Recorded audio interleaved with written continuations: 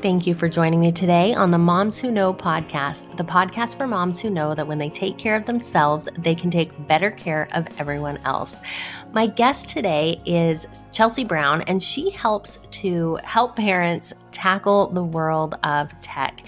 And this was a really interesting conversation for me because I have so many questions around electronics, around technology, around what's okay for my kids, what's not okay, what I should do with my teenagers. And I think that her answers are really enlightening and going to help you to figure out a plan for your family. So I hope you enjoy this episode with Chelsea Brown.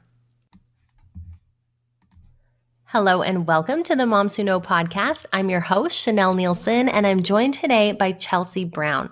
Chelsea is a cybersecurity expert, and she works with families to help them be safe online. She is a mom of 3 kids and has worked with teenagers in her area. And her mission is to share what she has learned over the past decade to empower moms to be able to confidently raise their kids in a digital world.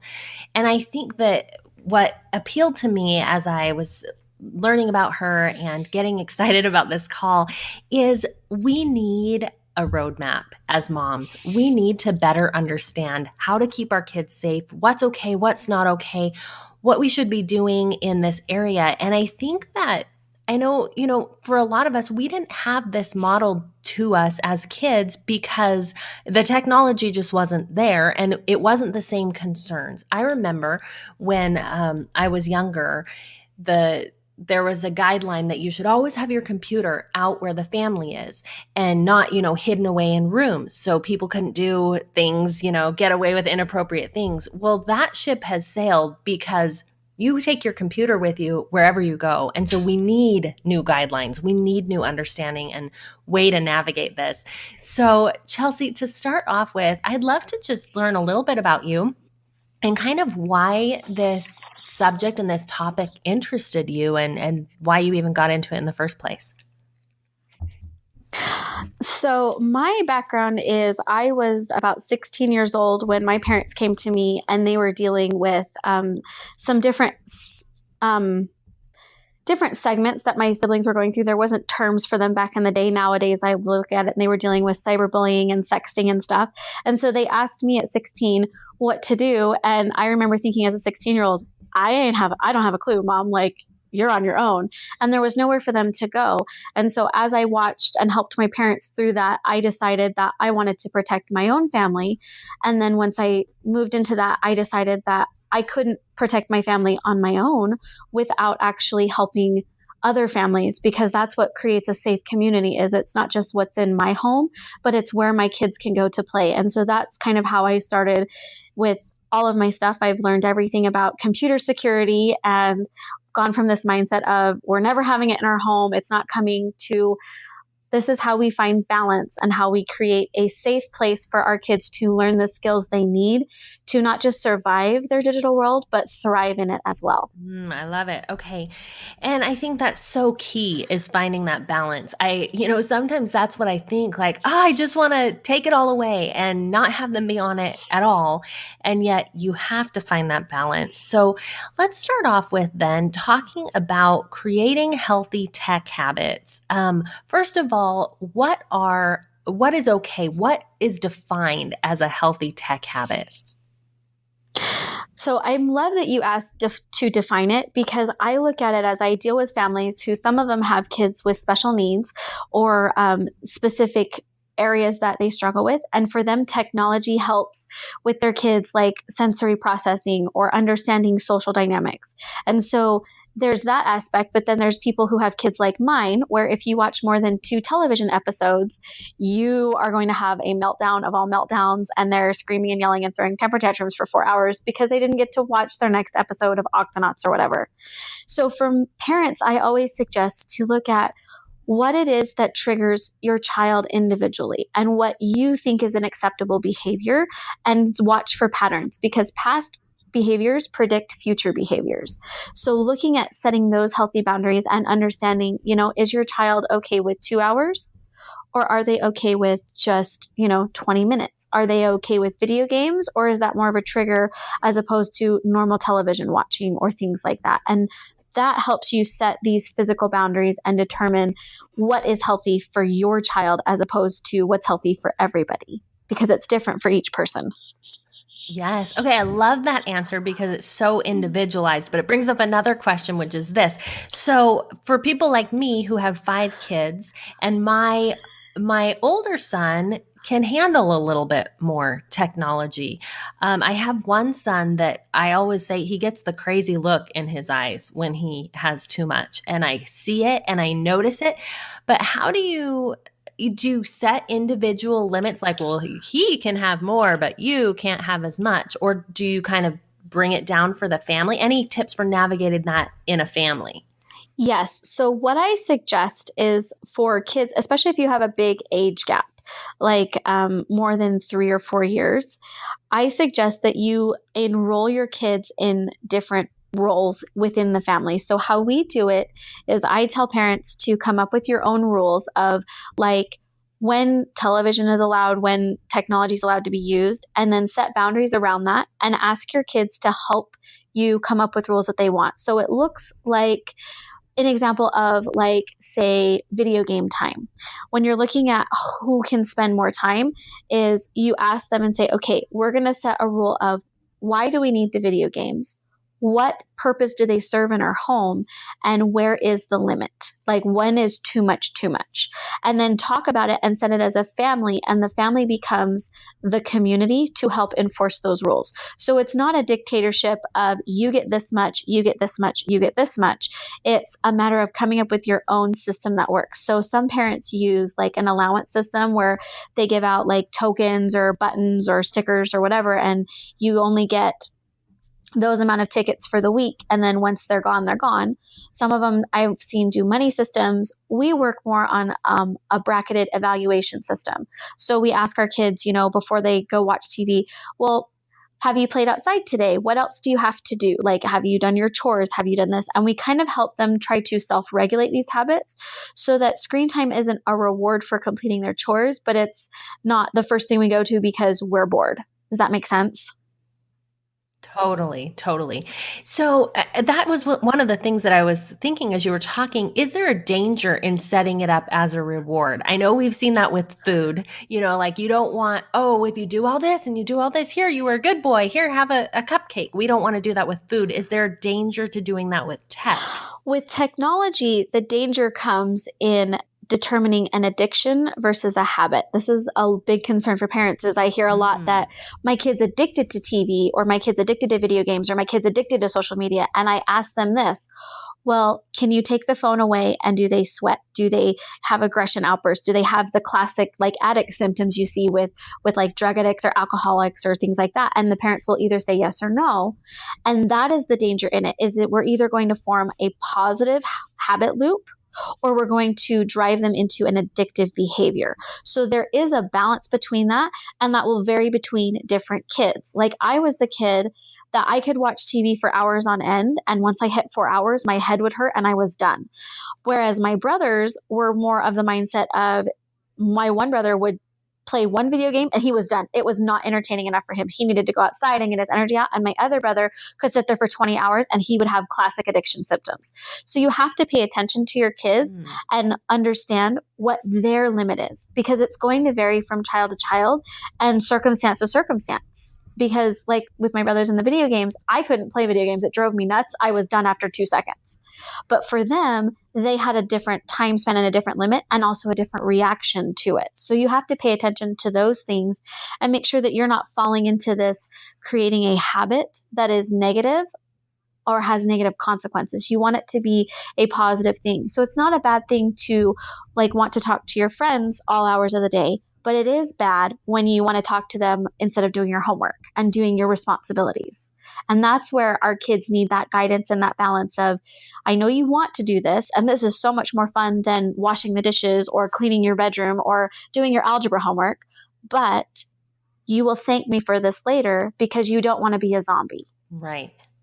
Oh, I love this thought about just the individualized idea of it. I think that that's so important because, it's so easy to be like, well, kids should only have X number of hours or whatever on on electronics, and yet to see maybe your kid actually needs a lot less, and maybe they can handle more, even if you don't want that, but maybe they can. And so it's really good to just be aware of that. Now, when you see it in your kids and you see, okay, they need less time, I need to get a handle on this, and I think a lot of parents are there. How can you create these boundaries, create these rules, set up these systems without fights?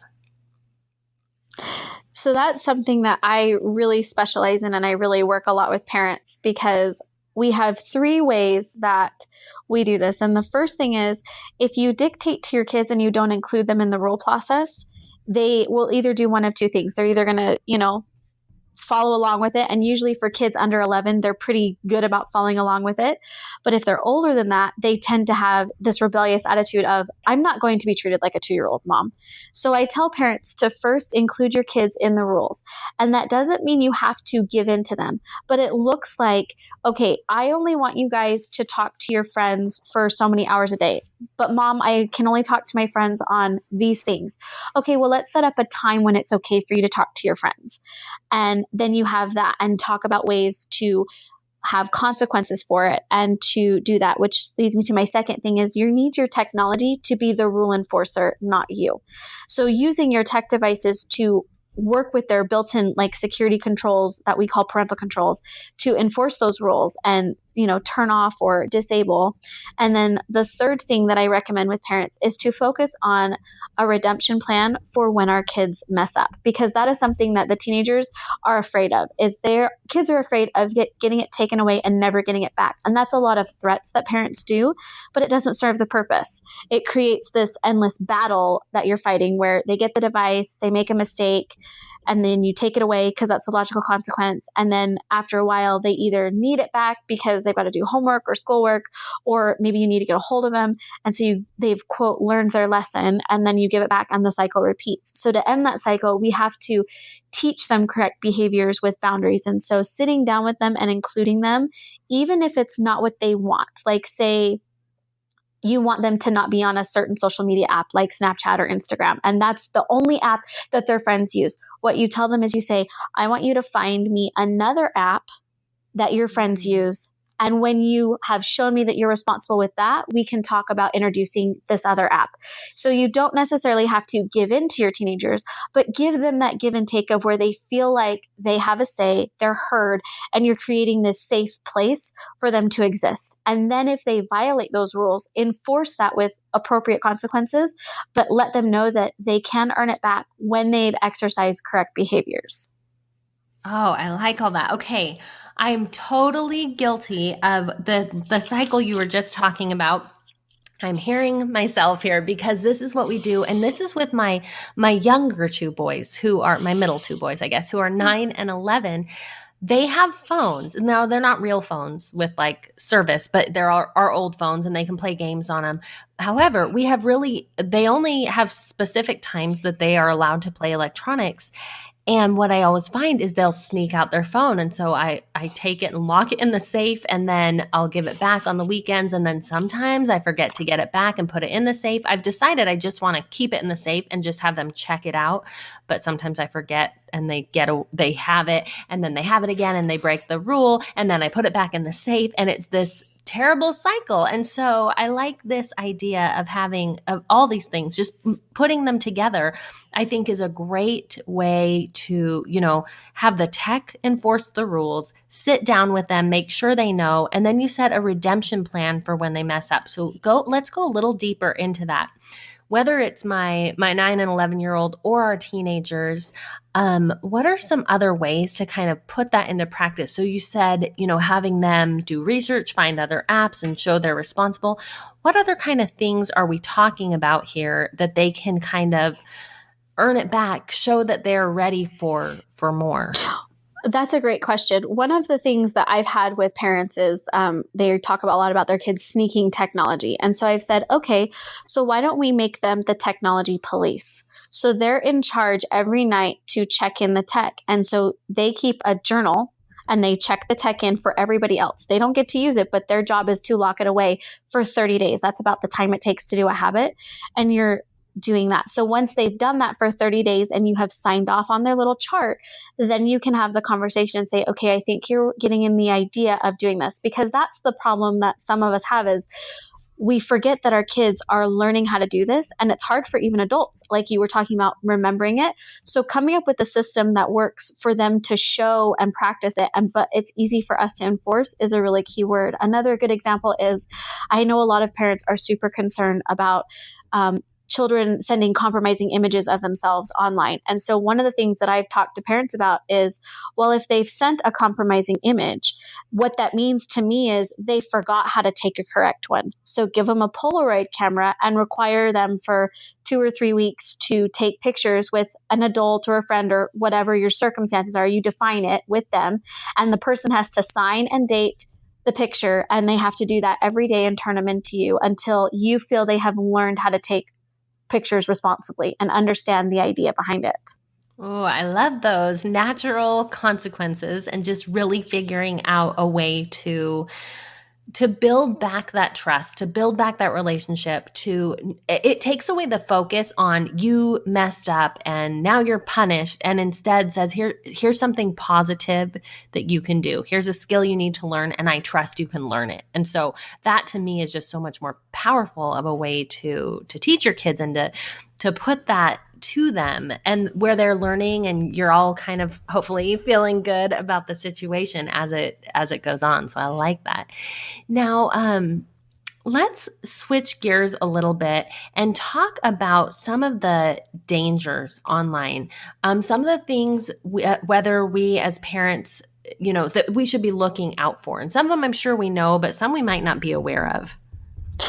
So that's a great question. A lot of what I tell parents with the dangers is, first we have to know how they're going to get in and what they're going to be. And some of the dangers are things like social media is huge for talking to digital strangers. And so we have to talk to our kids about digital strangers and knowing the difference between a real person online and a fake person online. And the truth is, you can't know the difference unless you're physically there with the person, looking at them and watching them enter in their information. Another thing that's really important that parents don't look at a lot is child identity theft is huge. And it's a big risk for a lot of kids, with the fact that you can't track it. There's not a whole lot of ways to prove it. So if you have kids that are filling out like free contact information and stuff, they can go and apply for a job later and not be able to get it because now their identity has been stolen, and there's a whole process behind it. And the other thing is to really look at, instead of focusing on what the bad things are and how can I stop it, is we have to focus on knowing where and why the bad things will get in and how to teach them how to recover from those mistakes. Because the truth is, everybody has something bad happen.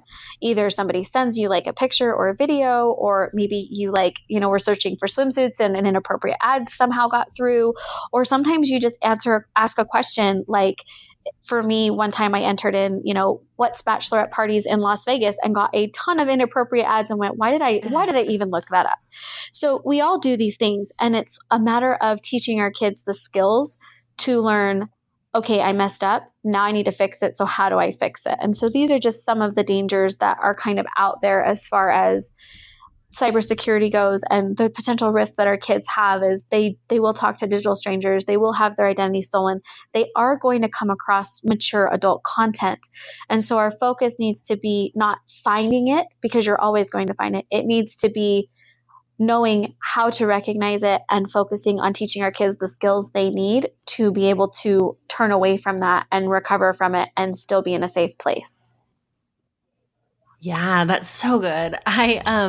We had a conversation with my son around this at one point. He's really into animals, and we used to have chickens, and he wanted baby chicks. And so he searched free chicks, which is not a good thing to search. And luckily he didn't see anything inappropriate, but on the search, all the words even were inappropriate. And he realized, this is not the kind of search that I want to do. And he told us about it, which was great. But yeah, that led to a conversation about, okay, you have to be really careful about the things that you search online. You just never know what you're going to run into. Yes. So I think that's great. Go ahead. And it's important too to recognize that in those situations, when your kid comes to you, you need to praise that victory, because that is so embarrassing for them to do. Like, I know for our local teenagers and the teenagers that we work with in our church, they love to come to me because they know, number one, I've seen it all. So they can't tell me anything that's going to scare me. And the second thing they love is they know that they can help. They can find help from me, where I'm not going to judge them. We're not going to criticize. It's going to be, okay, now you've told me, what is it that you want me to do? Because I can go to mom and dad, I can talk, and I can clean stuff up, but you have to realize this is what's going on with you. And so having those conversations with them, they love that, because they know that I will tell their parents, I will talk to their parents for them if that's needed, but it's a safe place for them to feel like I'm still in control. And even though something bad happened, it's not always my fault, because I think as parents, sometimes we forget that little detail. So praise our kids when they do come for those bad things or those unacceptable things. You know, it's unacceptable to download a virus or to fall scam for an email or have somebody contact you unwanted. And so recognize that that takes a lot of courage for them. And instead of criticizing them for it, ask them from a loving standpoint, okay, so what should we do? Yes. Oh, I love that. Okay. Now, I want to talk about, we talked a little bit about this earlier, but I really want to talk specifically about teenagers and setting appropriate limits with them, because here's some of the problem that I run into and where I don't know how to navigate it. My kids, now when my kids are playing games online or on their phones, to me, that's really clear cut. Okay, you don't need that much time playing video games. It's not the best use of your time. There are lots of other good things you can do. When they're communicating online, and this is the huge loophole, my daughter probably gets more, gets more screen time than anyone in our family, because she's doing Marco Polo and video chatting with my sister and with her cousins. And then she'll be messaging people on Instagram, and she'll be messaging on her phone, texting. Where do we draw the limits there? And when I was a teenager, I spent a lot of time talking on the phone, right? And it wasn't exactly the same, or is it the same? I just don't know how to navigate this, Chelsea. So fill me in on what I'm missing and what we need to know, especially with this particular issue. So definitely the 24/7 access is a huge problem for every parent I've ever talked to. So don't feel like you are alone and that this is just you. Every parent is going to face this in their lifetime. And so the boundaries that I encourage parents to do is understand this. Unlike a phone call that you have, like I have a friend that lives in Alaska right now, and we're, I think, 2 or 3 hours off. And so when I want to talk to her and have a phone call conversation, because she has no Wi-Fi and she can't text because there's no cell reception, that's the only way I can talk to her. I have to schedule a time. Our children can answer messages in a certain time block. And so talking to them and saying, I'm okay with you talking to your friends, I'm okay with doing this, and talking to them about setting up appropriate limits. Like, they should not be talking well into 4 o'clock in the morning. Like, right. Back in our day, you couldn't talk on the phone because you had, the landline would be busy, and you couldn't just constantly have a busy signal, because if somebody needed to get through for an emergency, that was a huge thing.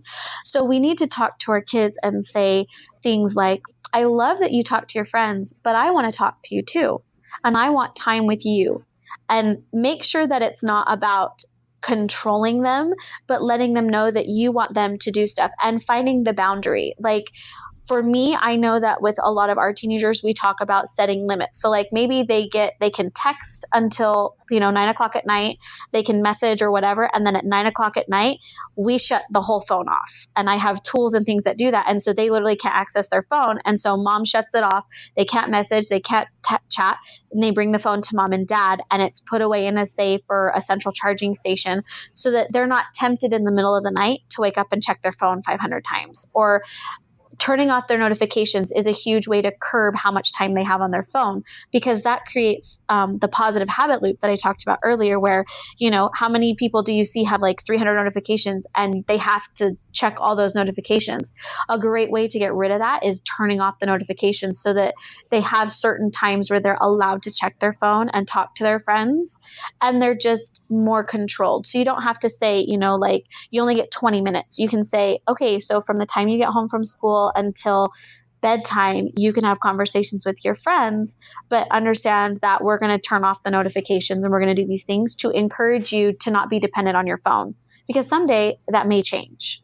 Yeah, I like that. Okay. I like that.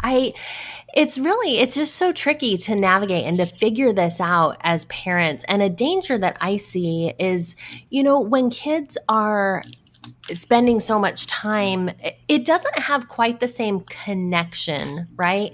When you're talking, when you're just texting, when you're talking through Messenger or whatever, yes, you're connecting with someone, but it's at a distance. It's kind of at arm's length. People get misunderstood, and you can still feel very isolated and lonely and all these things, even when you're in direct communication. I mean, sometimes you're not even hearing people's voice. It's just written communication. And I try to encourage my kids as much as possible to have their friends over, like see them face to face, and then you don't have to spend time, just messaging back and forth.